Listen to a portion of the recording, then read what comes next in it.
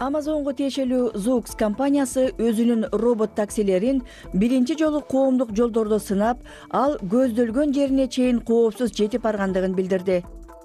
Ийгиликтүү сыноодон кийин эми Zoox компаниясы робот такси өз кызматкерлери үчүн эксклюзивдүү кызмат көрсөтөөрүн айтты.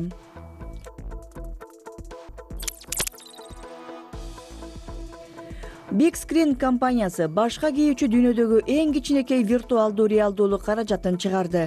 Beyond аттуу каражатты колдонуучунун бетине ылайыкташтырууга болот.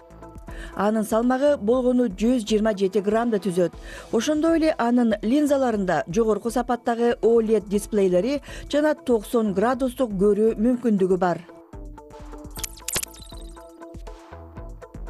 Норвегиялык Opera веб-браузери популярдуу чат GPT сыяктуу жасалма акыл кызматтарын капталдагы панелдерге кошуп, кийин жасалма акыл менен өз ара аракеттенүүчү функцияларды түзүүгө аракет кылып көрөөрүн айтат.